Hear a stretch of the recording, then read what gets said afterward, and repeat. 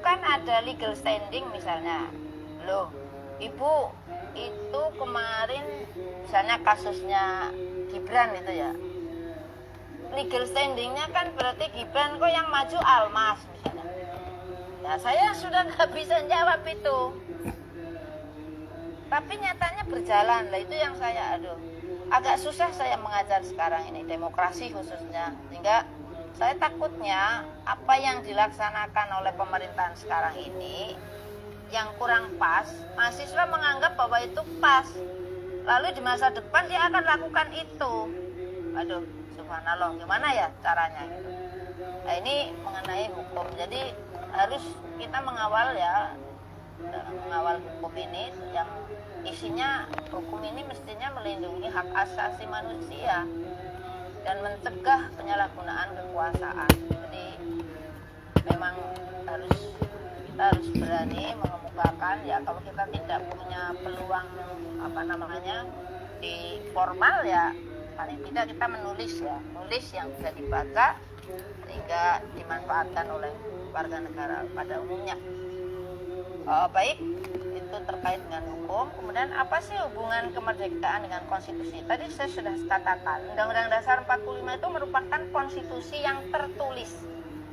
Jadi pengertian konstitusi ada dua macam. Yang tertulis yaitu Undang-Undang Dasar 45, dengan yang tidak tertulis itu apa? Adat kebiasaan yang sudah biasa dilakukan oleh rakyat Indonesia, tidak menyimpang tapi ya, yang tidak menyimpang Undang-Undang Dasar 1945. Nah, sekarang kalau yang menyimpang itu kan bisa pejabat, bisa warga negara. Siapapun yang menyimpang, hukumnya itu harus diadili begitu. Hakim harus adil. Ada aturan seorang hakim tidak boleh mengadili saudaranya, misalnya. Tapi dalam prakteknya sekarang ini mengadili saudaranya. Lalu kalau rakyat bengok, mengingatkan, tidak mau diingatkan, jalan terus. Ini yang kita harusnya malu gitu ya, karena kedaulatan kita kan kedaulatan rakyat. Jadi yang punya kekuasaan tertinggi sebenarnya rakyat. Tetapi sementara ini kalau saya lihat ya, kedaulatan rakyat itu bisa dibeli sekarang ini dengan pemilu itu, dengan 50.000, 100.000, mungkin ada yang 300.000, ada yang 500.000, sehingga sudah dikontrak. Padahal 500.000, 300 kan hanya untuk makan sehari. Beda kayak di Amerika itu warga negara, kedaulatan kan sama di tangan rakyat Amerika juga. Tetapi perbedaannya di Indonesia itu kedaulatan di tangan rakyat, di tangan DPR. DPR kadang-kadang tidak merespon mewakili kita semua gitu. Jangan-jangan hanya mewakili dirinya di sana. Kalau di Amerika, warga negara bisa menurunkan pejabat kalau pejabat itu melanggar. Ada SOP-nya. Jadi bisa dari DPR, wakil ya. Ada aturannya, ada SOP-nya. Di Indonesia hanya DPR, MPR yang jalurnya. Jadi kalau misalnya presiden atau pejabat atau wakil presiden melanggar, itu prosedurnya kan diusulkan DPR, MPR ya kepada MK. Lalu MK meneliti salah atau enggak. Setelah salah atau enggak, dikembalikan lagi ke MPR. Mau diberhentikan atau tidak, itu kembali ke politik lagi. Jadi dari politik, kemudian ke hukum, ke MK, tapi dikembalikan lagi ke MPR, DPR. Berarti kan bisa juga pejabat itu salah, tidak diberhentikan kalau partainya tidak menyetujui. Berarti kedaulatan ada di tangan partai. Ini yang mungkin harus nanti ada tambahan bahwa kedaulatan di tangan rakyat, ya bisa saja rakyat langsung kalau misalnya ada pelanggaran oleh pejabat, entah itu presiden, entah itu menteri, atau itu jaksa, atau hakim, apapun, maka rakyat bisa mengimpeach. Nah, ini yang mungkin perlu digagas ke depan sehingga negara kita betul-betul nyaman begitu loh. Artinya tidak dibuat-buat. Itu yang mungkin perlu kita ke depan nanti bagaimana caranya. Jadi kedaulatan itu betul-betul di tangan rakyat. Jadi efektivitas hukum itu akan berjalan dengan baik atau tidak itu tergantung oleh 3 aspek. Jadi yang pertama itu substansi hukum, materinya baik apa enggak. Kalau menurut saya hukum-hukum yang sudah dibuat ya relatif baik, hanya pelaksanaannya itu ya. Jadi yang kedua oleh penegak hukum, orang yang melaksanakan hukum ini, ya strukturnya. Jadi strukturnya itu harus baik, pelaksananya itu jangan leda-lede, ya. Jadi jangan mencela-mencele gitu. Dan yang ketiga adalah budaya hukum masyarakatnya juga harus baik. Jangan mau dikasih 50.000, 300.000. Lah kalau itu masih mau, ya pasti itu memancing untuk korupsi.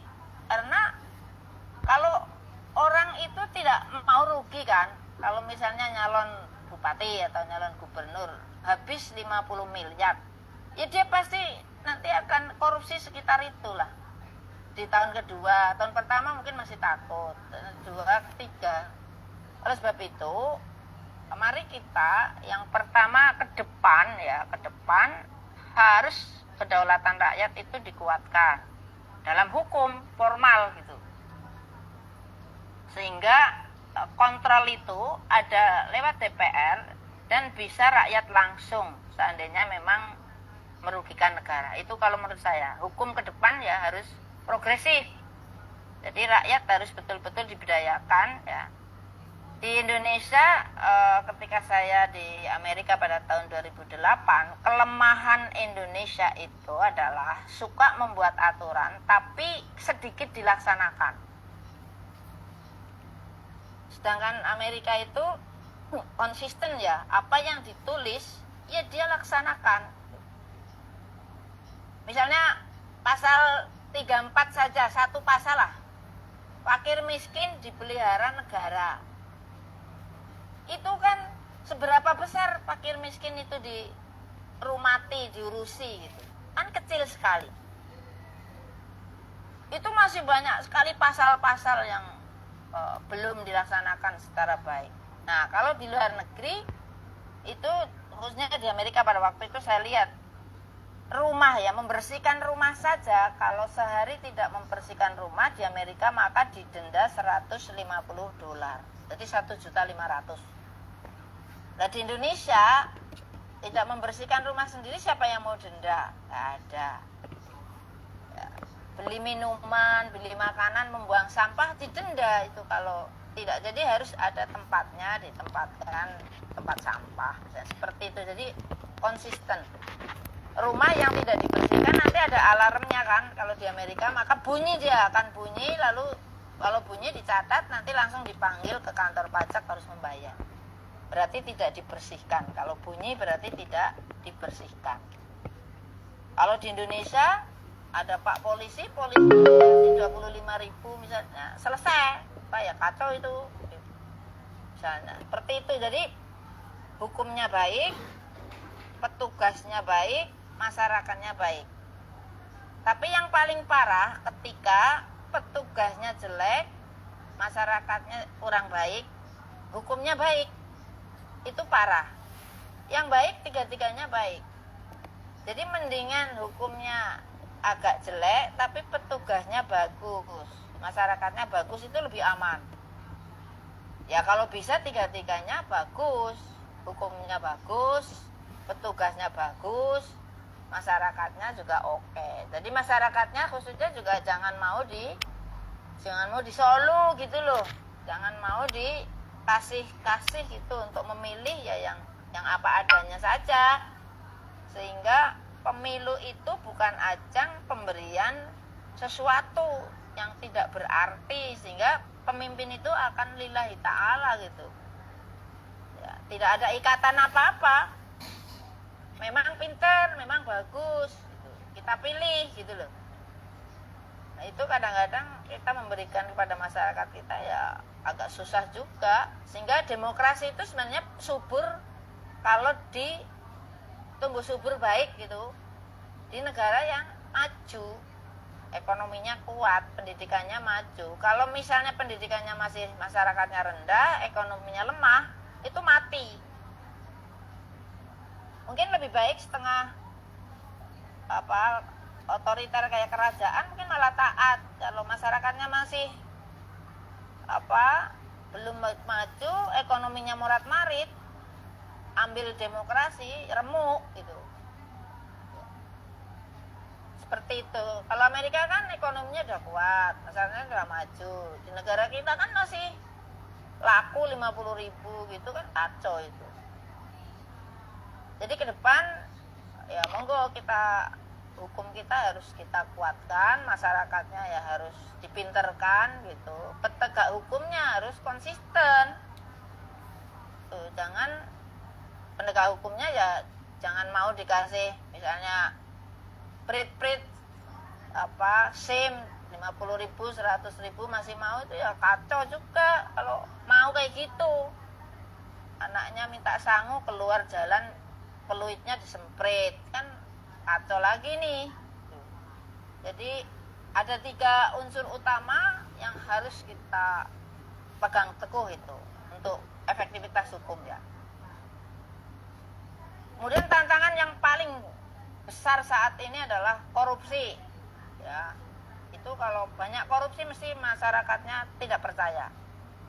Pelanggaran HAM ya, HAM itu termasuk hak hidup, pendidikan, yang fatal-fatal itu, yang pokok-pokok itu ya, terutama hak hidup itu terkait juga makan ya. Jadi kalau misalnya orang tidak makan ya mesti melanggar, itu pasti otomatis kan. Lalu yang paling ini penyalahgunaan kekuasaan ini yang berbahaya banget ini. Sekarang itu kan bagaimana kita mau berdemokrasi yang betul ketika misalnya para pimpinan menyalahgunakan kekuasaannya ya, mumpung gitu loh. Harusnya kan, saya pernah gitu ya, ada cerita ketika Hamengkubuwono jalan pagi pakai training, pakai caping di Jogja itu tuh loh, beli pecel 1.500 di pasar Beringharjo. Tapi beliau pakai topi, pakai caping sehingga tidak tahu kalau itu Sri Sultan. Setelah beli pecel, dia tanya pada penjual pecelnya, sudah laku berapa Bu? Untungnya berapa? Nah, saya sudah sarapan, sudah dapat uang ini, untung baru Sri Sultan itu sarapan pagi. Jadi pemimpin itu akan sarapan pagi setelah memastikan bahwa rakyatnya sudah sarapan pagi, baru beliau itu sarapan. Itu yang kita harapkan. Jangan pemimpin itu rumahnya banyak, mobilnya banyak, makan duluan, rakyat belum makan. Pemimpinnya sudah naik mobil, sudah makan, ya pasti rakyatnya ribut. Jadi ketidakadilan ini harus kita jaga, ya harus kita jaga, dan harus kita pastikan bahwa seluruh warga negara adalah sudah makan kenyang, baru pemimpin makan. Seperti di keluarga, kalau kita punya roti 1, punya anak 2, berarti roti itu akan kita bagi 4. Ya, kadang-kadang anak ragil minta double sehingga ibunya yang tidak makan. Nah, itu gambaran seorang pemimpin seperti itu. Kalau itu bisa dilaksanakan dengan baik, insya Allah lah negara ini aman. Negara kita itu kurang apa? Makanan ada, tanahnya subur.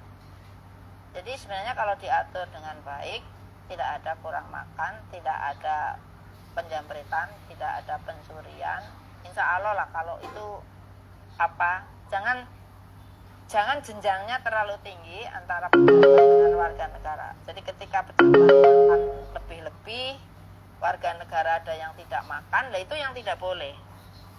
Ya. Maaf Ibu Prof, waktunya baik, 4 menit lagi. Ya, baik.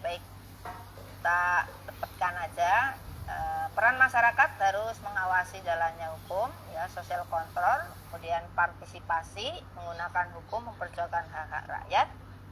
Kemudian berikutnya adalah contoh nyata dalam penjagaan api kemerdekaan, ya. Kita di Mahkamah Konstitusi banyak sekali harus membatalkan undang-undang yang merugikan rakyat. Kemudian gerakan anti korupsi masyarakat sipil dan juga perlindungan, ya, perlindungan kepada pers yang harus kita jaga dengan baik. Kemudian berikutnya adalah terkait dengan mengorbankan nyala api di masa depan. Itu reformasi hukum harus kita perbaiki, ya, harus kita perbaiki baik di bidang legislatif, eksekutif maupun yudikatif. Lalu budaya masyarakat harus kita tingkatkan, ya. Kemudian memperkuat integritas lembaga hukum. Jadi orang-orang yang ada di lembaga hukum harus berintegritas, harus bermoral, harus punya etika. Jadi kalau salah itu ya harus kita akui, mundur, jangan malah salah kita disuruh mundur malah maju gitu loh. Nah, ini yang aneh. Kita harus satria, ya. Bahkan kalau di Jepang kalau salah, pemerintah itu salah, dia bunuh diri. Tidak hanya mundur di dalam pemerintahan, tetapi dia akan bunuh diri gitu.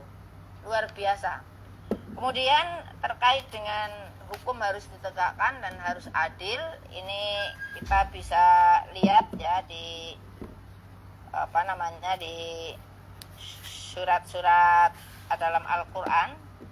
Baik bisa dilihat di surat An-Nisa ayat 58, ya.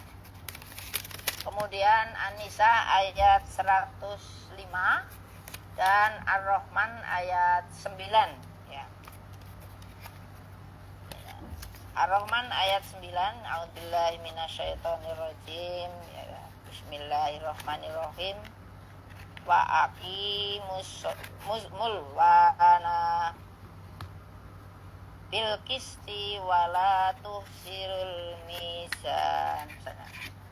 Dan apabila dan tegakkanlah timbangan itu dengan adil dan janganlah mengurangi timbangan. Jadi kalau kita jualan, ya, timbangannya dipaskan, jangan sampai dikurangi. Kalau kita menghakimi warga negara, ya hakimilah dengan yang baik, ya, jangan dibeda-bedakan, ya, antara antara yang yang kaya, yang miskin, dibeda-bedakan itu enggak boleh, ya. Harus sama, kita tidak boleh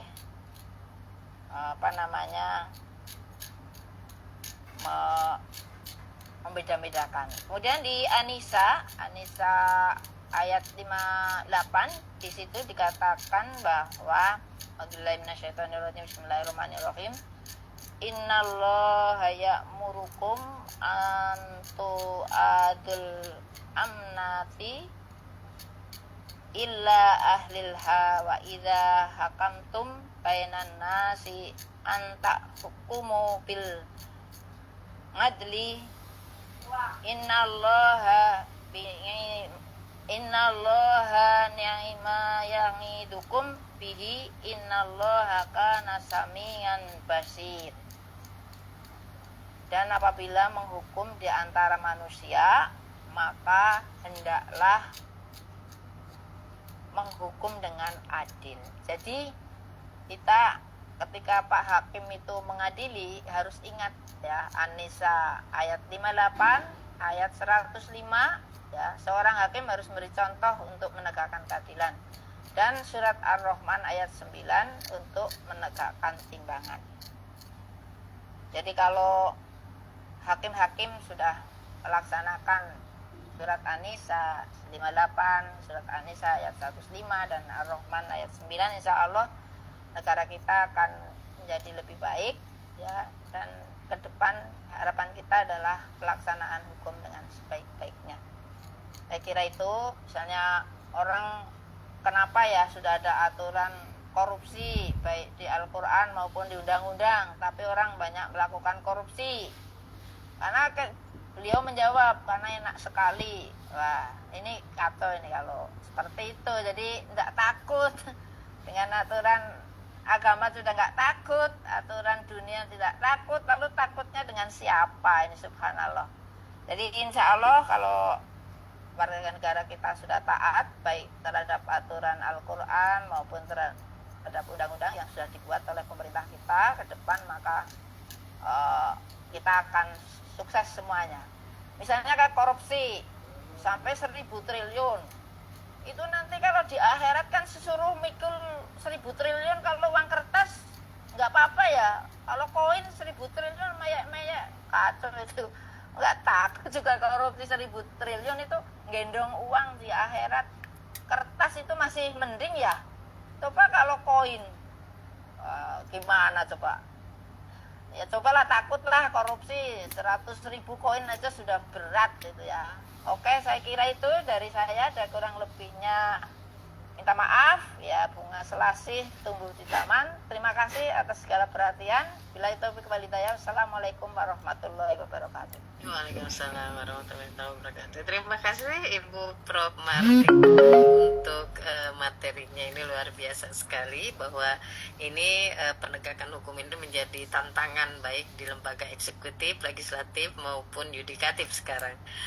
Tentu saja ini harus melibatkan peran serta dari semua unsur di dalam masyarakat kita, apakah itu para pejabatnya agar bertindak sesuai dengan aturan, maupun juga masyarakat yang tentu akan mengawal proses tegaknya hukum itu sendiri. Selanjutnya kita akan hadirkan pembicara berikutnya, yaitu Dr. Sobirin Malian SHM Hum. Kepada Pak Dr. Sobirin dipersilahkan, monggo Pak, waktunya 20 menit. Ya, baik, terima kasih Mbak Nurida. Assalamualaikum warahmatullahi wabarakatuh. Waalaikumsalam warahmatullahi.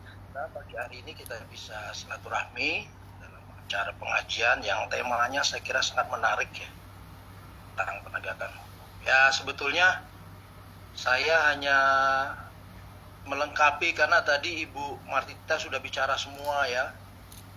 Waktunya juga panjang sekali tadi. Jadi udah lengkap, itu sebetulnya saya nggak perlu ngomong lagi, udah semua dibicarain oleh Ibu Martita tadi. Baik, tapi saya kira ada mungkin 3 atau 4 poin aja, mungkin saya nggak banyak-banyak, 10 menit aja cukup ya. Pertama, bahwa dikatakan gitu ya, merdeka itu adalah pintu gerbang. Mengapa disebut pintu gerbang? Karena memang yang namanya sebuah negara merdeka itu, dia diakui secara de facto dan de jure. Artinya itu de facto itu wilayahnya, semua kedaulatan diakui oleh negara di seluruh dunia gitu. Yang kedua, secara hukum diakui gitu ya. Maka dalam konteks ini kemerdekaan itu memang entry point ya, pintu masuk kita untuk membangun gitu ya. Nah, secara de facto dan de jure ini juga ya, kalau kita mendengar banyak sekali misalnya isu-isu yang ingin separatis gitu ya, melalui PBB, dia tidak mudah karena de facto dan de jure itu adalah sangat kuat ya. Artinya itu tidak segampang itu kalau ada provinsi di negara kita yang ingin merdeka gitu ya, karena de facto dan de jure itu artinya sangat kuat diakui oleh dunia internasional melalui PBB. Nah, jadi merdeka itu adalah pintu gerbang kita untuk mengisi kemerdekaan itu gitu. Nah, oleh karena itu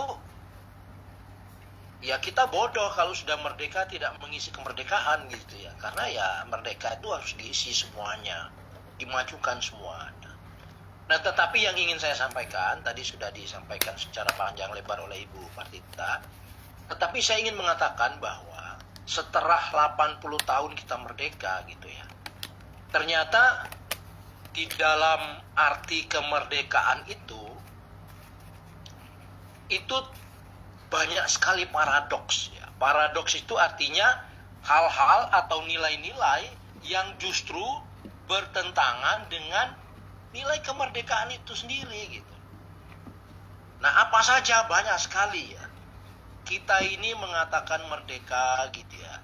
Tapi banyak sekali misalnya pemimpinnya itu tidak amanah.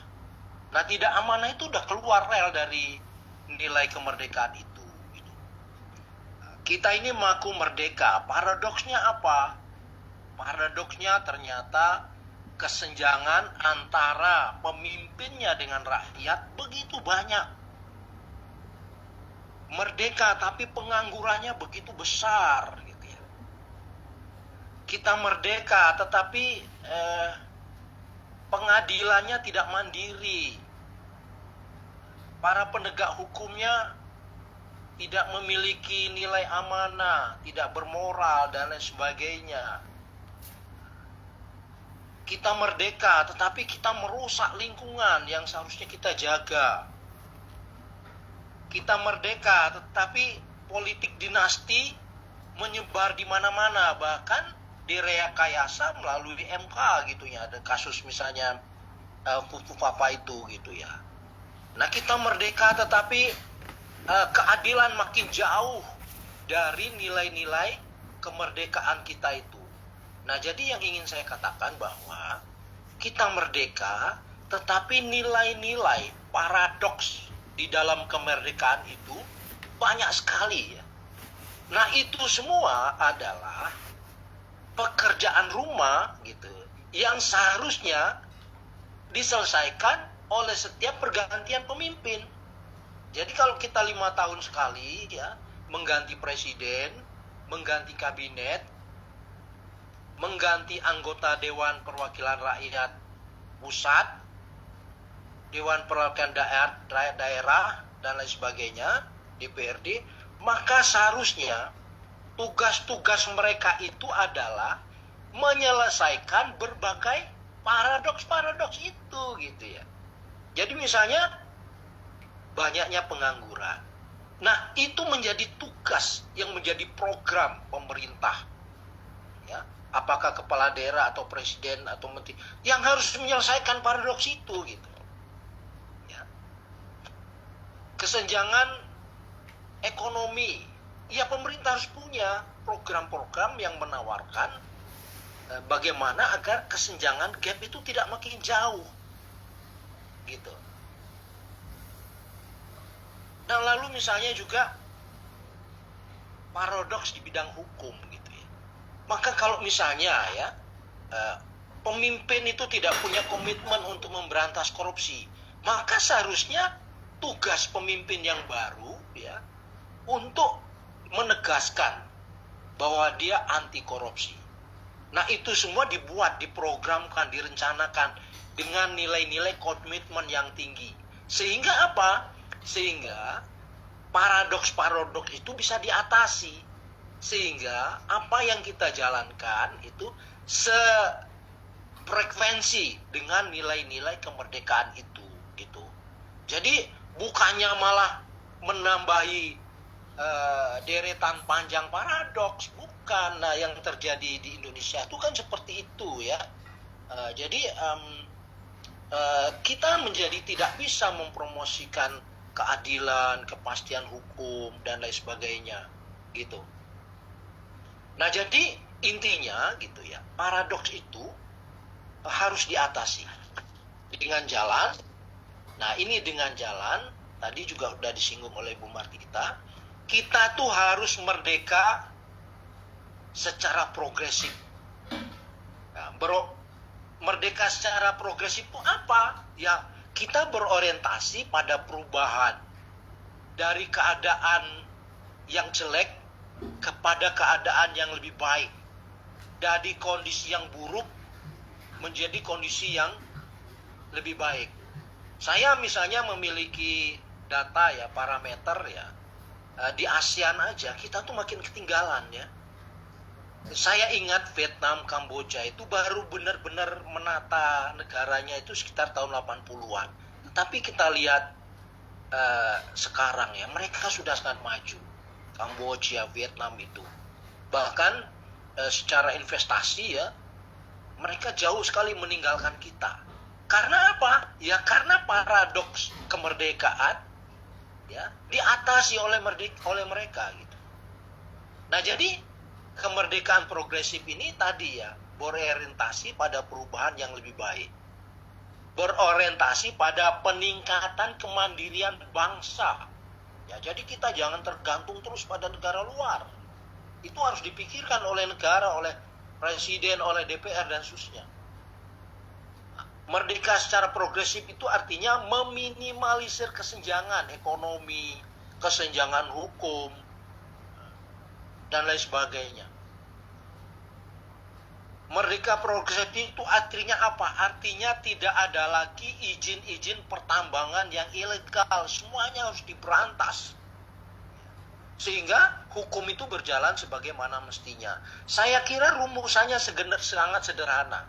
Nah, dan level-level presiden, menteri itu, kalau dia punya komitmen, punya hati nurani, sangat gampang itu diimplementasikan. Nggak usah tinggi-tinggi sekali. Sudah jelas itu gitu ya. Mana tambang-tambang yang tidak berizin, yang ilegal. Di mana tambang-tambang yang selalu melanggar hukum, merusak lingkungan, tinggal ditata saja, ya, dengan orientasi pada makna kemerdekaan progresif itu, gitu. Nah, bahkan ya kalau misalnya penegakan hukum kita mandul, gitu ya, ya maka kan setiap periode misalnya pemilihan komisioner KPK ya, komisi yudisial atau MK, di situ kan ada seleksi ya yang ditetapkan oleh presiden. Itu harus dimanfaatkan betul gitu ya. Jangan sampai terkesan gitu ya, seolah-olah kita ini tidak punya lagi orang yang bisa menegakkan keadilan. Seolah-olah kita ini krisis orang baik, orang pinter. Nah, ini jangan sampai gitu ya. Jadi fungsi penyeleksian ya pansel-pansel itu adalah memperketat, betul-betul memilih orang-orang yang qualified, yang berkualitas, yang moralnya tinggi. Saya masih tidak percaya ya kalau kita ini kekurangan SDM. Tetapi mengapa dalam kenyataannya pemerintah itu seolah-olah selalu gagal memilih orang terbaik itu sangat mengecewakan. Nah, maka kata kuncinya di sini adalah misalnya dunia pendidikan gitu ya, harus selalu kita tingkatkan ya. Harus kita selalu endorse untuk mencapai kualitas yang memadai sehingga rakyat kita memilih pemimpin itu benar-benar mendapatkan pemimpin yang berkualitas, yang amanah ya, yang memiliki komitmen pro rakyat untuk membangun negara ini gitu ya. Nah, syarat-syarat itu ya disesuaikan ya, misalnya seorang hakim konstitusi misalnya. Nah, seorang hakim konstitusi itu salah satu syaratnya ditegaskan di situ apa? Dia bersifat memiliki sifat-sifat kenegarawanan. Nah, kita pilih itu. Jangan yang kaitannya dengan keluarga ya, yang akhirnya menelikung hukum itu gitu ya. Nah, jadi itu ya merdeka itu artinya kita memasuki pintu gerbang, mulai punya kesempatan untuk membangun sebaik-baiknya negara ini.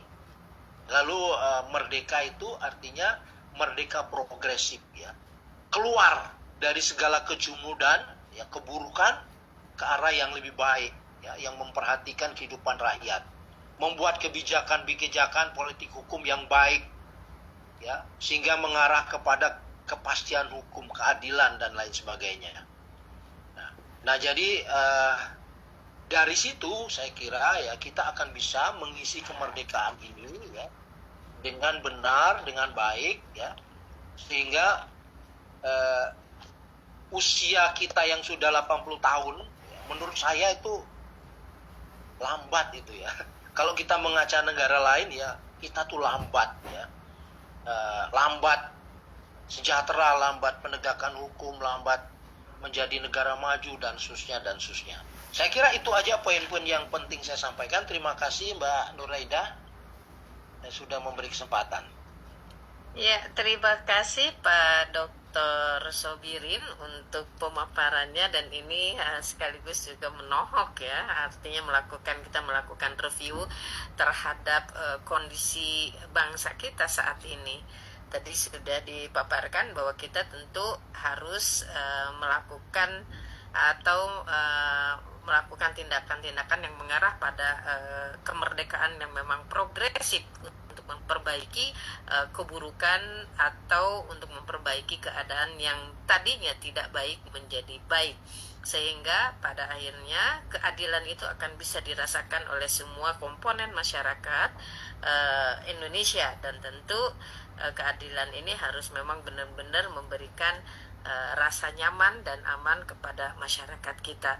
Tentu tadi penataan-penataan terkait dengan bagaimana misalnya di sini ketidakadilan itu jangan semakin senjang, semakin tinggi gapnya, akan tetapi itu harus diminimalisir, dan itu adalah merupakan tugas dari penguasa berikutnya untuk memperbaiki step by step. Makin kesini seharusnya sudah semakin baik begitu, tapi mungkin dalam kenyataannya ini menjadi tugas kita bersama ya. Selanjutnya kita akan hadirkan pembicara ketiga, yaitu Profesor Dr. Muhammad Sirjin, MAG. Kepada Prof. Muhammad Sirjin dipersilahkan. Terima kasih. Assalamualaikum warahmatullahi wabarakatuh. Waalaikumsalam. Salam warahmatullahi wabarakatuh.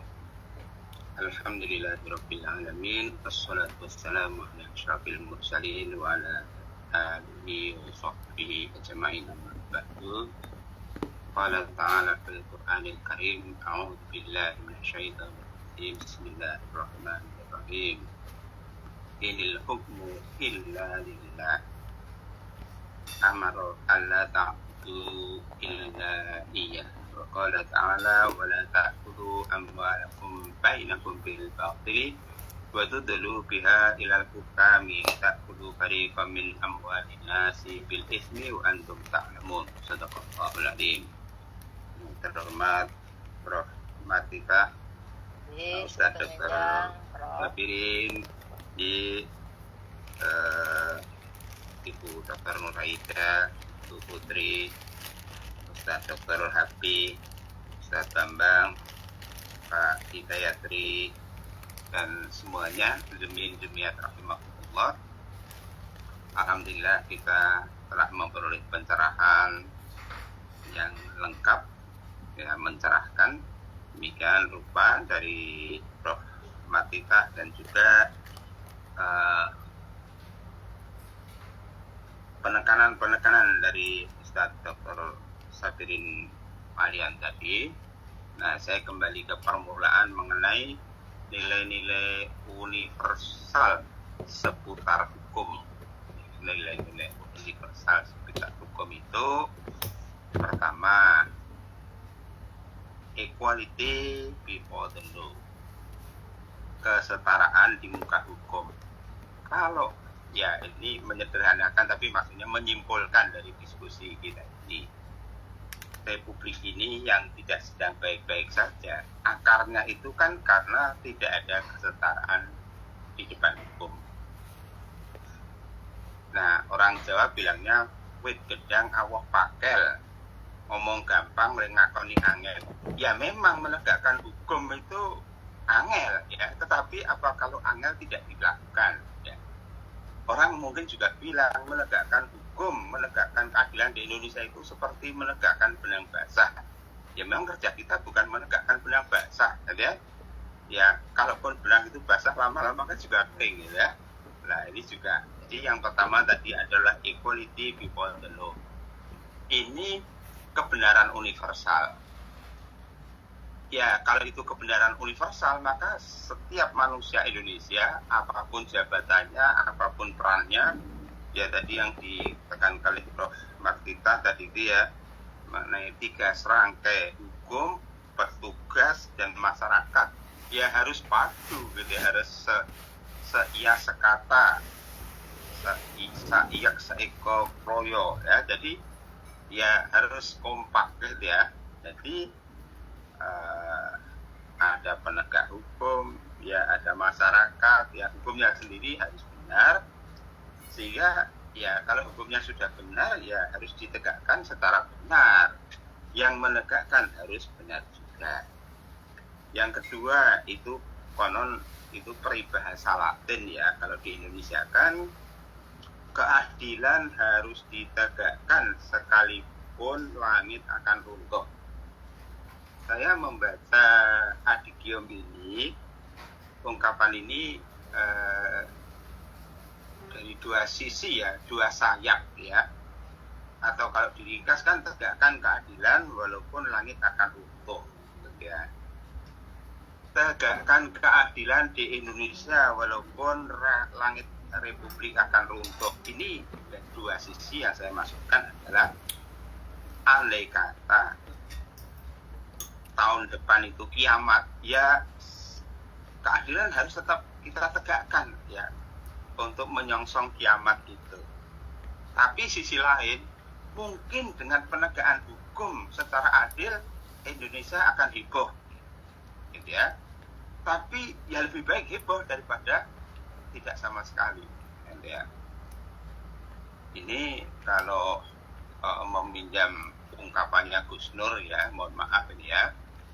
Ya karena kenapa saya meminjam ungkapannya Gus Nur? Karena podcastnya ini viral ya, diviralkan. Itu artinya dia berani berucap, berani bertanggung jawab. Apa kata dia? Dan menurut ini radikal lah ya, radikal dalam artian ya memang mendasar apa kata dia, Republik ini tidak mungkin diselamatkan kecuali para penghuni neraka dan gedung DPR itu dibenamkan oleh Allah ke dalam tanah. Nah, ini kan ekstrim ya. Ya karena Dewan Perwakilan Rakyat tetapi tidak mewakili rakyat. Dewan Perwakilan Rakyat tetapi tidak merakyat. Dewan Perwakilan Rakyat tetapi membela penguasa. Padahal penguasanya tidak berlaku adil, kan gitu. Jadi mohon maaf kalau saya mengutip kata-kata Gus Nur itu ya jangan dimaknai secara harfiah lah ya. Wah ini subversif, oh ini makar, oh ini macam-macam lah ya gitu. Nah yang ketiga, ini karena hukum itu ya tidak lepas dari pengadilan atau peradilan dan di situ ada hakim, dan tadi saya sudah kutip ayat Al-Quran dari surat Yusuf maupun dari surat Al-An'am. Apa Rasulullah Shallallahu Alaihi Wasallam memotret hakim di muka bumi ya. Zaman Nabi mungkin ya tentang pengadilan begitu rupa mungkin masih sederhana, tetapi pesan Kanjeng Nabi Shallallahu Alaihi Wasallam itu insya Allah berlaku sampai hari kiamat. Apa? Di mata Rasulullah Shallallahu Alaihi Wasallam hakim itu hanya ada 3 golongan, ya. 3 golongan hakim. Entah berapa orang yang jadi hakim di muka bumi ini, tapi kalau dipetakan, dikelompokkan, dikategorisasikan, ada 3 golongan saja hakim itu. Dahsyatnya 3 hakim itu, 2 golongan hakim masuk neraka dan 1 golongan yang bakal masuk surga. 2 golongan hakim yang bakal masuk neraka, pertama adalah hakim yang tidak tahu pokok persoalannya lalu memutuskan dengan salah. Nah itu sudah dijamin neraka oleh Kanjeng Nabi. Yang kedua, hakim tahu pokok persoalannya tapi memutus secara tidak benar. Nah ini juga dijamin neraka. Boleh jadi hakim golongan kedua ini nerakanya lebih dalam, lebih dahsyat. Kalau yang pertama tidak memutuskan karena tidak tahu dan salah, ya itu sudah salah. Lebih salah lagi kalau hakim itu sudah tahu perkaranya tetapi memutus dengan tidak benar. Ya. Nah ini neraka juga. Nah, silakan petakan praktek-praktek di Indonesia seperti apa. Lah yang selamat cuma 1, hakim yang tahu perkaranya lalu memutus dengan benar. Dan ini mengandung risiko. Jadi kalau hakim-hakim itu berani mengetuk palu dengan tidak benar, dijamin neraka. Kalau mungkin kita lalu diskusi secara teori, gimana kalau hakimnya itu tobat, hakimnya itu insaf? Ya insafnya kapan? Ya insaf itu ya ketika harus mengambil keputusan, ya itu. Nah saya mengacu pada surat Yusuf ayat 40 tadi itu. Pada pembukaannya, inil hukmu illa lillah, sesungguhnya hukum itu hanya pada Allah. Loh, gimana DPR bersama Presiden menyusun undang-undang, ya, menetapkan hukum dan lain sebagainya? Ya, sila pertama kita, Pancasila itu ketuhanan yang Maha Esa. Apa hubungannya? Haruslah segala produk hukum di negeri ini sejalan dengan nilai-nilai ketuhanan yang Maha Esa. Mengapa harus begitu? Karena rakyat Indonesia harus bertuhan. Kalau tidak bertuhan, ya jangan di Indonesia begitu saja. Karena Pancasila itu sila pertama adalah ketuhanan yang Maha Esa. Ini tidak usah didiskusikan ketuhanan apa harus bertuhan, gitu ya, nggak usah, ya. Dan keputusan akal hasil penalaran manusia sejauh itu lurus, maka pasti sejalan dengan wahyu, itu saja. Nah, kalau kita mengacu pada terjemah Al-Quran, dan terjemah itu adalah tafsir, ya. Kalau ayat yang pertama tadi saya maknai sebagai hukum hanya ada pada Allah. Dalam surat Al-An'am itu pembukaannya atau bagian depannya itu sama, inil hukmu illa lillah. Nah, terjemah yang sedikit beda, penentuan hukum hanya pada Allah. Hukum hanya ada pada Allah, penentuan hukum hanya pada Allah. Kalau manusia menentukan hukum itu harus mengacu kepada hukum Allah atau ketentuan Allah. Ketika kita sudah berikrar satu ketuhanan yang Maha Esa, ya segala produk hukum harus sejalan dengan nilai-nilai ketuhanan yang Maha Esa. Tadi Prof. Martita sudah menjelaskan dan mungkin juga digarisbawahi oleh Ustaz Dr. Sabirin bahwa ya peraturan ini ada desain, ada desolen, ada desain. Ya, semua peraturan itu harus dikontrol adalah ya oleh sila-sila dari Pancasila. Sebagian ya pengamat atau pemerhati ya intelektual, cendekiawan menyimpulkan bahwa tujuan bernegara kita itu ada pada sila kelima, keadilan sosial bagi seluruh rakyat Indonesia. Mengikuti narasi dari Prof. Martita itu tadi, kalau semua ya rakyat Indonesia memperoleh keadilan, dijamin ya tidak ada demo, tidak ada kejahatan ya, karena semua telah mendapat hak-haknya ya. Tidak ada kantor bupati yang dibakar ya. Tidak ada rakyat sekabupaten mendemo bupatinya ya, itu pasti ada something wrong ya. Wa amruhum syura bainahum ya, tadi disebutkan bagaimana hukum ujuk-ujuk ada ya, ujuk-ujuk ada peraturan ya. Ini seperti disampaikan oleh Pak Anies Baswedan itu, kita ini merdeka tapi rakyat hanya jadi penonton saja, lalu dijejali dengan peraturan-peraturan yang termasuk aneh-aneh. Ini sebentar lagi BPJS dinaikkan ya, macam-macam ya. Jadi peraturan-peraturan itu. Nah, jadi 3 hal tadi yang saya garis bawahi. Yang pertama adalah equality before the law, kesetaraan di muka hukum. Faktanya tebang pilih ada di mana-mana, tajam ke bawah, tumpul ke atas sampai hari ini ya. Saya kalau boleh mengutip narasi dari Ustaz Ahmad Khainuddin ya, advokat ya, yang ya, lagi viral ya tadi malam, diantaranya Aiman itu pesan dia kepada Pak Prabowo ya, tolong itu Pak Jokowi suruh menunjukkan ijazahnya ya, biar heboh negeri ini menjadi tenang, ya. Ya ini masalahnya apa? Prabowo menyimak pesan itu apa tidak, ya? Dan bukan hanya dia saja, ya. Kalau boleh saya juga menyampaikan pesan yang terhormat Bapak Presiden Prabowo, carut marut, ya pro kontra ijazah Jokowi itu, ya karena sikap Jokowi, ya. Oleh sebab itu dengan segala hormat mohon Pak Prabowo perintahkan Pak Jokowi, kalau perintahkan mungkin dianggap kurang sopan, ya mohonlah kepada Pak Jokowi untuk menunjukkan ijazah. Saya kutip sebagai penutup kata-kata Pak Said Didu, ya, di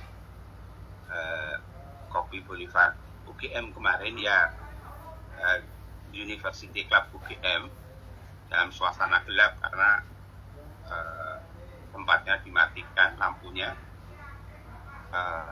Launching bukunya trio RRT, Rismon, Roy, dan Viva. Apa kata Pak Muhammad Said itu? Saya beberapa kali bertemu beliau. Ya, mohon dipertimbangkan saja. Ini kaitannya dengan menjaga nyala api kemerdekaan dalam hukum.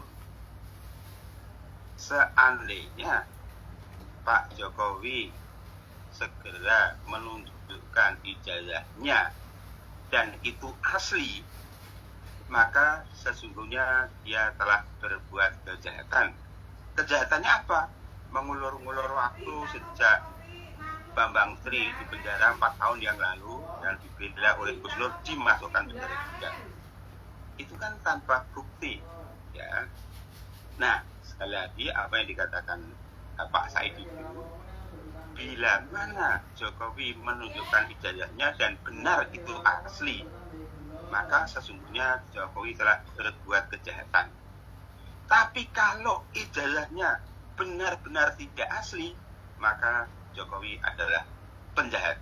Terima kasih. Assalamualaikum warahmatullahi wabarakatuh. Waalaikumsalam warahmatullahi wabarakatuh.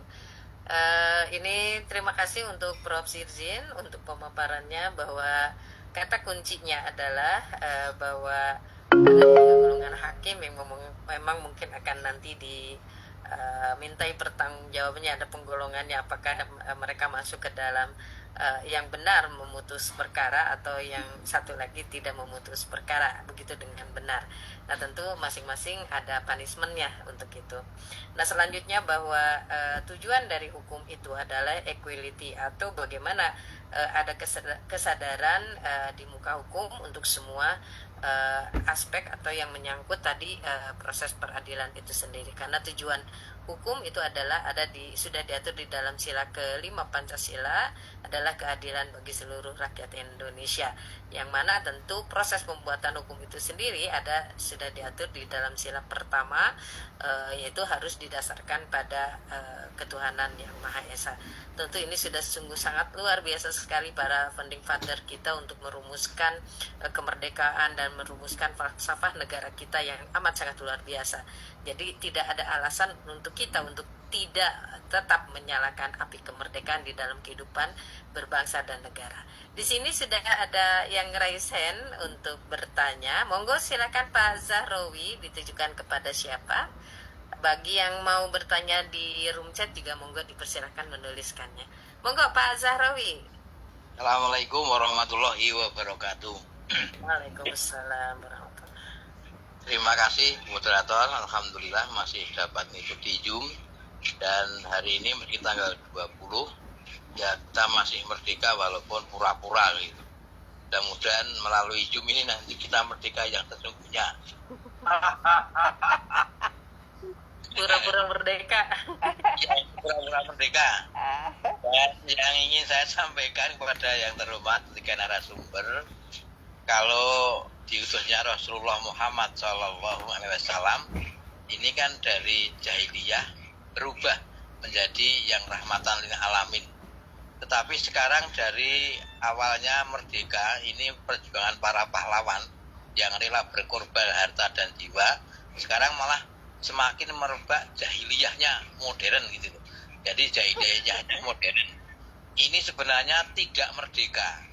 Karena merdeka itu menurut pemahaman saya hanya bertuhan kepada Allah dan hanya ikhlas untuk beribadah, itu merdeka. Kalau belum itu sulitlah kiranya.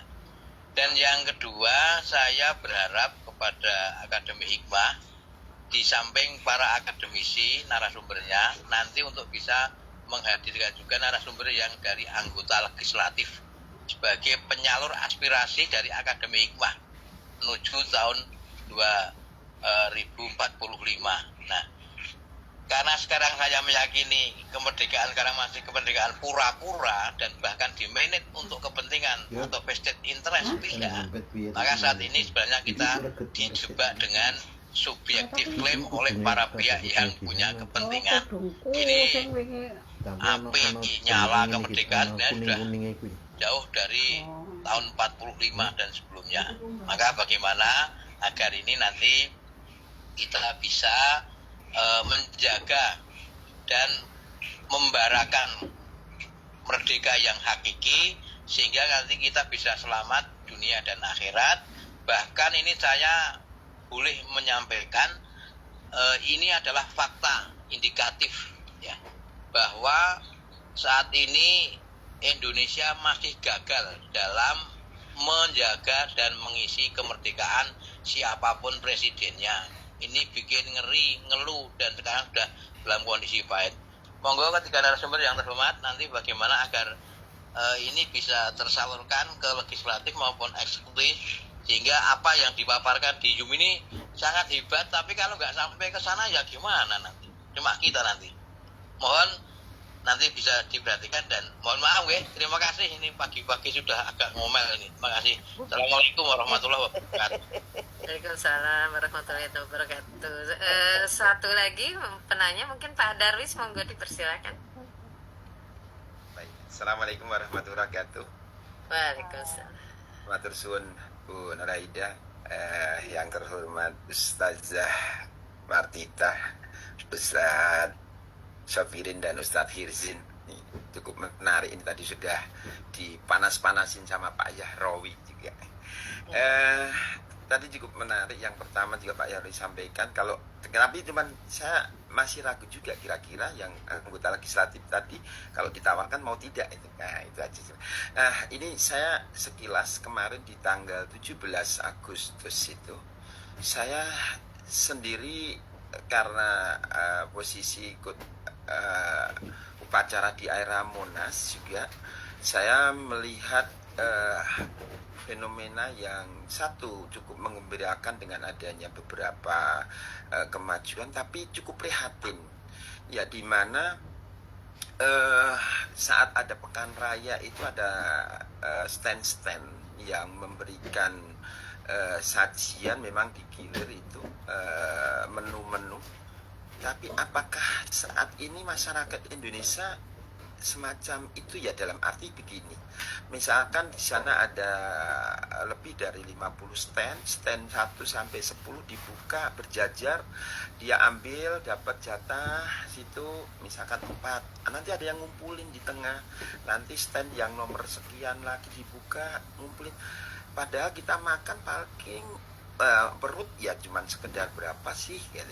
Tapi kok sampai sekarang apakah sudah rakyat Indonesia ini semacam gitu ya, dalam arti mungkin ada gambaran kalau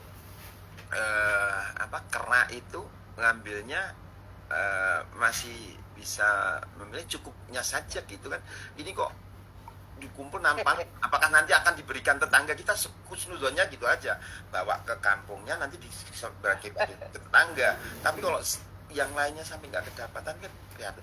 Mungkin nanti apakah solusi-solusi penanaman kepada masyarakat di Indonesia itu sudah saking parahnya semacam ini, kalau dalam arti ROI-nya itu kayak terkesampingkan.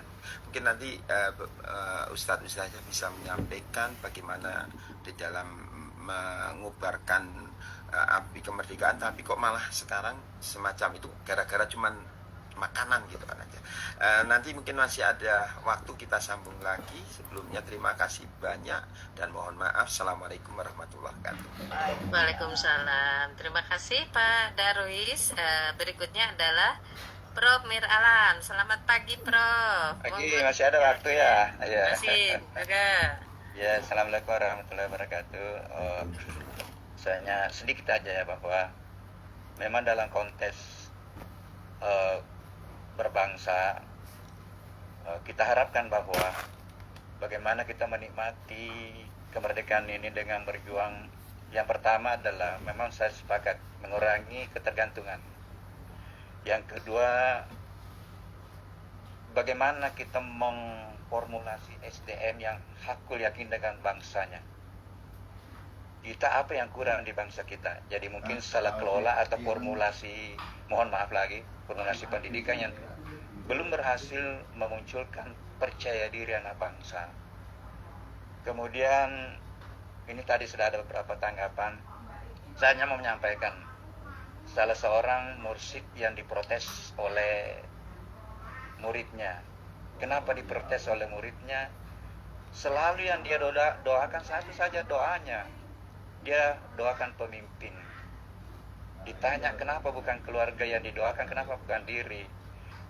Apa jawaban seorang mursyid ini? Kalau yang saya doakan adalah pemimpin, kemudian diterima dijawab doa saya akan bermanfaat bagi masyarakat dan dengan sendirinya nanti akan bermanfaat bagi saya sendiri. Apapun yang kita lihat itu adalah semuanya adalah cobaan atau ujian bagi kita untuk menyikapi, tetapi yakini bahwa tidak ada orang menjadi pemimpin tanpa dikehendaki oleh Allah. Saya kira hanya itu. Assalamualaikum warahmatullahi wabarakatuh. Waalaikumsalam warahmatullahi wabarakatuh. Terima kasih Prof Mir Alam. Monggo Ibu Prof Martita merespon ketiga penanya tadi. Ini cukup menggelitik sebenarnya. Bu, cerminan dari kegelisahan masyarakat. Makasih Bu Dr. Nuraida. Baik, tiga penanya ini baik Pak Zahrawi, Pak Darwis maupun Prof Mir Alam luar biasa ini. Jadi semuanya pertanyaannya menggelitik ini. Dan untuk yang Pak Zahrawi, saya setuju Pak Zahrawi. Jadi nanti ini segera ditindaklanjuti saja Bu Dr. Nuraida, Prof Izin, Pak Dr. Hamim, ya, Pak Happy. Ya dicoba aja anggota legislatif sama partai mungkin nggak apa-apa ya, karena kayaknya sekarang yang lebih berkuasa partai ya sama DPR, sehingga yang diundang ya itu aja legislatif sama partai gitu, apa maunya gitu aja, piye nae gitu. Saya setuju itu, tidak lanjuti ya provinsi ya nanti ya, terserah lah mau bicara apa bebas gitu. Supaya sampai apa yang kita unek-unek sampai ke pusat sana, ke Jakarta. Ya kayak kita kalau berdoa di Mekah itu kan kayak langitnya bolong sampai ke Allah. Nah sekarang bagaimana kita banyak pengunek-unek nggak sampai ke pusat, nggak diperhatikan kan gitu. Oke, setuju saya Pak Zahrawi. Ya intinya setuju saya. Faktanya Indonesia gagal gitu ya. Ya memang masih memprihatinkan Pak Zahrawi. Saya juga pusing juga ini di perguruan tinggi juga pusing ya. Takut kalau nanti mahasiswanya mengikuti yang salah itu loh. Apalagi kalau misalnya mahasiswanya juga di Nyun Sewu ketika pemilu dikasih uang kita nggak tahu ya. Kayaknya iya deh. Saya pernah ngomong-ngomong sama mahasiswa senyum-senyum. Saya tanya, kamu kemarin dikasih uang ya ke lapangan ya? Nah, dia senyum nggak jawab, berarti kalau saya simpulkan ya iya. Karena nggak jawab. Kalau jawab tidak berarti tidak. Tapi kalau senyum berarti iya. Baik, itu nanti PR. Kemudian untuk Pak Darwis ini, wah ini terkait makanan ya Pak Darwis ya. Betul, Bro.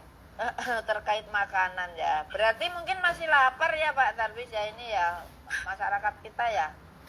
Belum kenyang ya begitu ya intinya ya Pak Darwis ya. Nah, tapi kan makan harusnya cukup satu kotak di stand satu selesai gitu enggak. Tapi jangan berlebih. Terus di tengah dikumpulkan banyak. Tapi khusnudonnya akan dibawa ke kampung, mungkin dibagi-bagi ke orang lain gitu kan. Harusnya kan ya cukup berapa bendi yang lainnya dapat. Kalau niatnya baik kayak gitu bagus ya untuk pemerataan ya. Kalau Harusnya gitu. Tapi kan kadang kayaknya enggak nih, Kak. Kayaknya Keserakahan itu sekarang kayaknya tidak cuma yang di atas. oh dari kayak bawah pun gitu ya. Oh, kayaknya juga aduh. ikut-ikut gitu. Berarti kita belum tahu inamal a'malu biniatnya itu apa gitu ya Pak Nir Alam ya, Prof. Belum ya, Prof. Belum tahu ya. Ya mudah-mudahan niatnya baik gitu aja tuh, Prof. Mungkin dikasihkan ke fakir miskin atau pondok-pondok gitu, niatnya mungkin gitu aja lah, Prof. Atau ini gini lah, ini program pemerintah kan ada makan juga ya, makan bergizi ya. Apakah itu tepat sasaran dan sebagainya? Mungkin ini perlu dievaluasi juga ke depan karena program makan itu anggarannya tinggi sekali ya, tinggi sekali. Mungkin lebih baik dikasihkan uang atau bagaimana sehingga ibunya aja yang masak sehingga tidak dikurang-kurangi 1.000. Nanti kan ada yang masak minta 1.000, yang nganter ke sekolahan 1.000. Kalau misalnya 15.000 diambil 2.000, yang belanja 1.000, 3.000 kan tinggal berapa? 12.000 nanti tidak bergizi, Prof. Ya mungkin nanti ada evaluasi lah kalau menurut saya makan bergizi ke depan karena tinggi sekali tuh APBN untuk makan bergizi itu. Jangan-jangan efisiensi untuk makan bergizi sementara instansi morat marit kurang efektif nih, pemerintahan tidak berjalan, kacau. Kemudian untuk yang Prof Nir Alam terkait dengan bagaimana menikmati kemerdekaan, ini kalau menurut saya ya berdoa untuk pemimpinnya, ya pemimpin didoakan supaya baik itu ya, Prof ya. Dan juga bapak ibunya pasti, dan persatu itu bapak ibunya, pemimpinnya, gurunya gitu, sehingga negara kita akan baik. Jadi intinya nanti suara-suara kita di Akademik Hikmah ya ini bisa dibawa sampai ke Jakarta, terrealisir ya, sehingga lebih berkah program-program Akademik Hikmah kuliah subuh yang dilaksanakan setiap rutin Rabu pagi jam 5 sampai jam 7 ini akan terrealisir dengan baik di tingkat pusat sehingga kita akan lebih berkah untuk kita semua. Saya kira itu dari saya. Terima kasih. Ada kurang lebihnya semoga tidak puas karena saya bukan alat pemuas sehingga masih bisa ketemu lagi di rebutan. Saya kira itu. Terima kasih. Assalamualaikum warahmatullahi wabarakatuh. Waalaikumsalam warahmatullahi wabarakatuh. Terima kasih Ibu Prof. Selanjutnya Pak Dr. Sobirin. Dipersilahkan Pak Dr. Sobirin. Ya baik, terima kasih Mbak Reda. Ya itu ya tadi yang soal makanan itu. Ya jadi gini ya, tadi kan udah kita khawatirkan gitu ya, pemimpin itu menjadi contoh. Pemimpin kita itu kan rakus semua ya. Beberapa waktu yang lalu sudah jelas ya, misalnya rangkap jabatan itu kan udah ada aturannya, nggak boleh, tapi mereka cari alat pembenar boleh. Kenapa begitu? Itu kan tadi yang saya katakan paradoks ya. Rakus. Merdeka itu nggak boleh rakus ya. Berbagi, pemerataan. Nah jadi di UMKM itu dugaan saya ada dua. Ya di antaranya rakus. Syukur-syukur kalau dia untuk berbagi. Tapi lebih dekat kayaknya itu rakus. Karena niru pemimpin-pemimpinnya yang rakus ya. Yang nggak tahu diri. Yang tidak amanah. Saya kira begitu ya. Saya kok itu. Yang kedua, kalau mengusulkan jadi narasumber DPR, saya itu maaf ya Bapak Ibu, saya pernah di DPR tetapi sebagai tenaga ahli di sana. Saya kira mereka bukan tidak mendengar seperti suara-suara kita. Ya mereka mendengar. Masalahnya mereka nggak mau tahu. Itu problemnya. Sekarang ini kan di HP itu kan bermunculan tiap hari. Ada video, ya, ada WhatsApp, ada di Facebook. Mereka membaca itu semua. Yang menjadi masalah, tadi paradoks ya. Yang namanya wakil DPR kita, DPR kita itu ya, dia itu tidak paham makna kemerdekaan, tidak paham menjadi orang yang harus amanah itu seperti apa. Itu problemnya. Jadi bukan forum kita ini nggak dengar, saya ini pernah di sana selalu beli masukan, baca koran, majalah, TV, mereka tahu semua, tapi mereka nggak peduli. Itu masalahnya. Kalau mereka mau peduli, masa sih anggota dewan itu nggak tahu masalah rakyat? Kan nggak mungkin. Coba Bapak Ibu, apa ya mereka tidak tahu apa yang kita bicarakan sekarang? Kan pasti tahu, nggak mungkin nggak tahu. Cuman masalahnya mereka nggak mau tahu.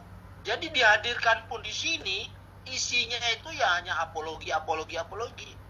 Nanti dia bilang, ya tapi kan kalau saya sendiri nggak bisa kan, anggota lain baik.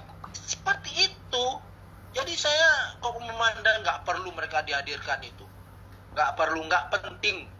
Kalau mereka mau dengar, sekarang itu media terlalu banyak untuk mendengarkan.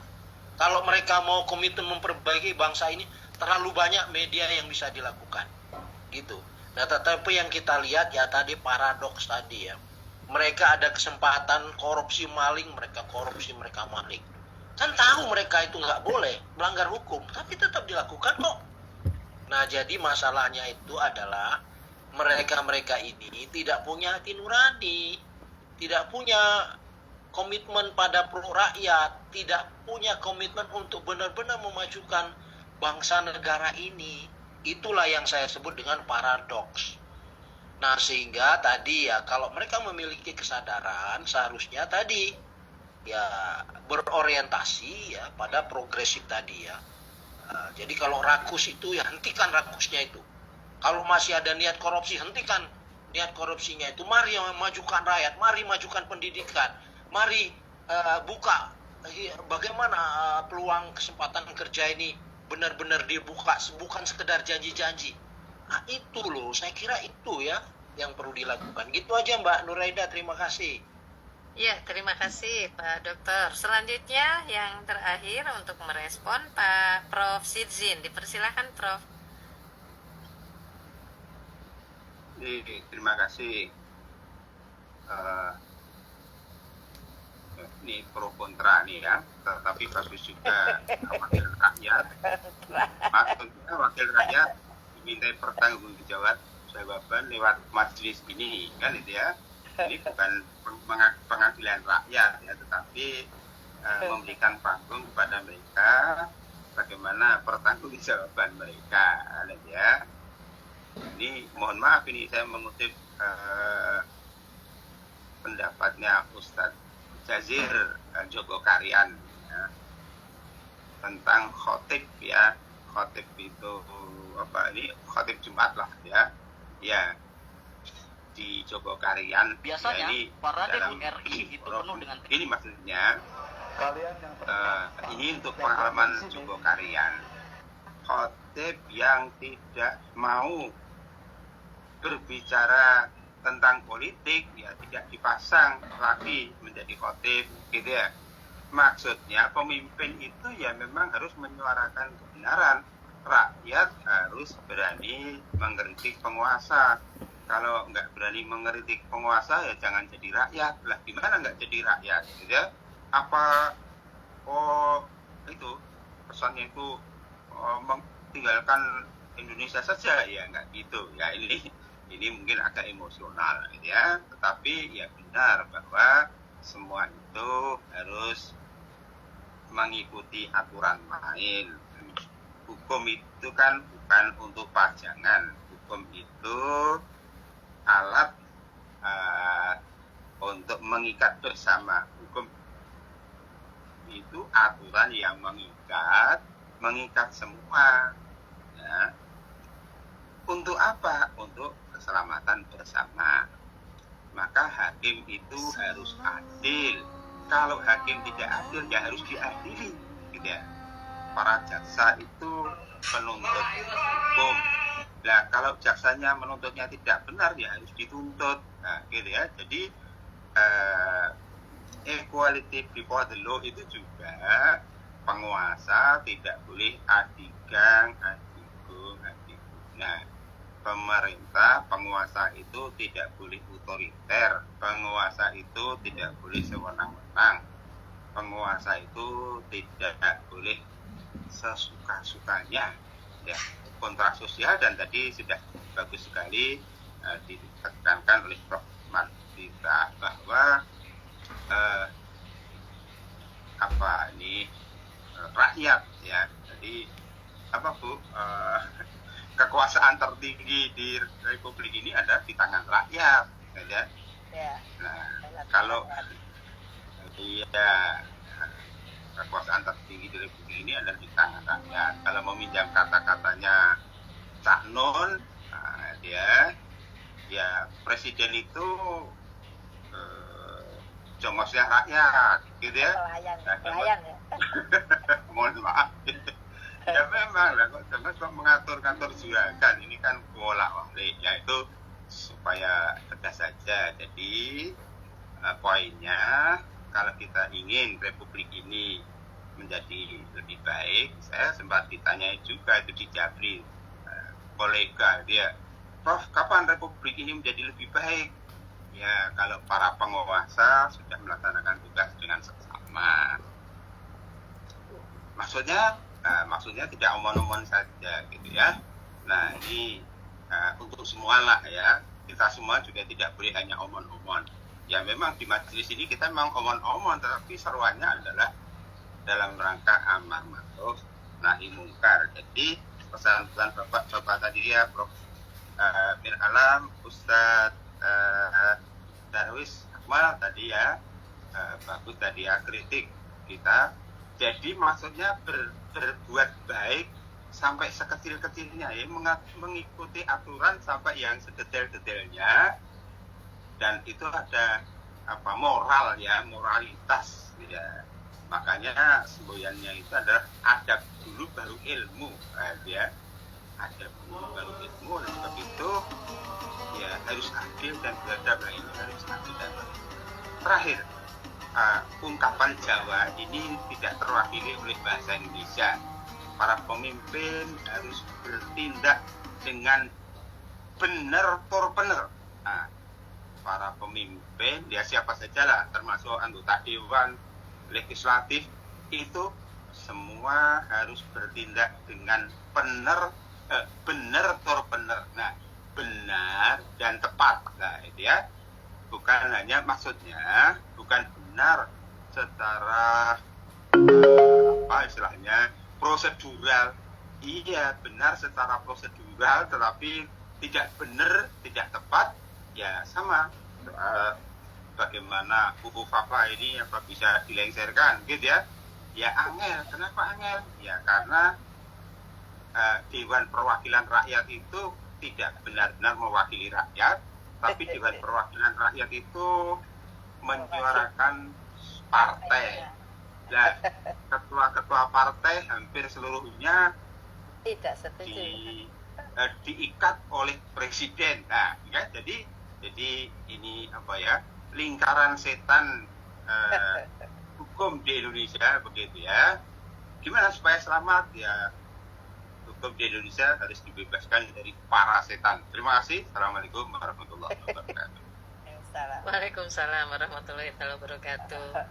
Karena waktu telah menunjukkan pukul 7:04, mungkin saya tidak perlu simpulkan secara detail, hanya saja mungkin kata kuncinya ini akan berkaitan dengan bahwa hukum itu akan efektif di dalam konteks efektivitas di dalam berbangsa dan bernegara ini. Nanti ada konteksnya, yaitu baik atau buruk, begitu. Kemudian ada pelaksana hukumnya, harus benar-benar melaksanakan proses penegakan hukum itu sendiri, dan budaya hukum di masyarakat juga harus kita pelihara atau harus kita bangkitkan. Nah, begitupun tadi untuk bagaimana kaitannya dengan meminimalisir angka atau meminimalisir perbedaan, itu tentu harus ada upaya-upaya yang dilakukan dengan membangun kesadaran masyarakat. Ini ada tantangan sebenarnya di dalam proses menjaga api kemerdekaan ini dalam proses hukum, diantaranya adalah korupsi, pelanggaran HAM, dan penyalahgunaan kekuasaan. Ya, tentu saja mereka yang memegang kuasa itu biasanya yang bisa mengendalikan hukum. Nah ini kemudian ini dari Pak Dr. Sopirin ini bahwa kita harus melakukan upaya tadi meminimalisir kesenjangan yang ada begitu. Dan yang terakhir ini adalah bagaimana sasaran dan tujuan dari kemerdekaan di dalam rangka penegakan hukum ini harus merujuk kepada bagaimana keadilan itu terwujud dan berada di tengah-tengah masyarakat kita. Itu saja mungkin dengan berakhirnya pembacaan resume tadi dan pemaparan dari para narasumber, berarti berakhir pula sesi materi di pertemuan kuliah subuh Akademi Hikmah yang ke-189. Saya Nur Aida selaku moderator mohon undur diri dan waktu saya kembalikan ke Pak Hidayatri. Monggo Pak Tri. Assalamualaikum warahmatullahi wabarakatuh. Waalaikumsalam warahmatullahi wabarakatuh. Terima kasih khususnya kepada Ibu dan Bapak narasumber yang luar biasa pagi hari ini, dan juga kepada Bu Siti Nuraida yang telah memimpin acara ini dengan baik. Saya ada catatan akhir. Kemerdekaan merupakan hak asasi setiap bangsa dan individu yang harus selalu dijaga, baik secara fisik maupun melalui kerangka hukum. Dalam konteks hukum, menjaga nyala api kemerdekaan dapat dimaknai sebagai upaya untuk mempertahankan nilai-nilai kebebasan, keadilan, dan kedaulatan hukum yang menjadi dasar suatu negara merdeka. Saya pikir itu yang bisa saya kasih catatan akhirnya, dan marilah kita tutup kuliah subuh Akademi Hikmah pagi ini dengan bacaan hamdalah bersama-sama. Terima kasih sekali lagi kepada para narasumber dan moderator pada pagi hari ini. Saya kembalikan ke admin. Terima kasih. Assalamualaikum warahmatullahi wabarakatuh. Waalaikumsalam warahmatullahi wabarakatuh. Terima kasih kepada Ustaz Hidayatri Sutarjo MM ya dari Majelis Lingkungan Hidup PP Muhammadiyah yang sudah menjadi host pada kesempatan hari ini. Terima kasih kepada Dr. Nuraida SIP MSI, dosen Universitas Subang, Ketua Puspaga Kabupaten Subang. Terima kasih sekali kepada guru-guru besar kita yang sudah memberikan ilmu yang luar biasa. Kita doakan selalu dalam istiqomah Allah, diberikan kesehatan, kemudahan dan kelancaran, kesuksesan. Semoga apa yang dicita-citakan oleh guru besar kita diwujudkan oleh Allah Subhanahu wa taala. Dan tentunya seluruh jamaah kuliah subuh yang hadir pada kesempatan hari ini dengan doa yang sama. Dan Akademi Hikmah kuliah subuh edisi 189 menuju 1 abad kemerdekaan bangsa Indonesia, 9 Ramadan 1364 Hijriah, 9 Ramadan 1464 Hijriah, di mana pada kesempatan hari ini mengambil tema menjaga nyala api kemerdekaan dalam hukum. Jangan lupa untuk simak kembali setiap hari Rabu jam 5 sampai jam 7 pagi. Anda bisa menyimak melalui Zoom dan live YouTube. Dan acara ini didukung oleh Universitas Proklamasi 45 STIAN Yogyakarta, PSPIK UNY, UTIFM dari Rumah Syamil Quran Idaman Islami. Kita tutup untuk pertemuan kali ini tentu dengan membaca doa atau penutup majelis. Subhanakallahumma wa bihamdika asyhadu an la ilaha illa anta astaghfiruka wa atubu ilaik. Dan sebelum nanti kita tutup, saya boleh ya berpamit terlebih dahulu. Jamaah kuliah subuh biar semakin mantap. Api menyala di malam terang, menerangi jalan penuh harapan. Kemerdekaan harus dijaga sepanjang agar bangsa kuat dalam persatuan. Baik, akhir kata, wassalamualaikum warahmatullahi wabarakatuh. Waalaikumsalam warahmatullahi wabarakatuh. Assalamualaikum. Waalaikumsalam warahmatullahi wabarakatuh. Terima kasih semuanya Bapak Ibu. Assalamualaikum warahmatullahi wabarakatuh. Bapak Ibu semua,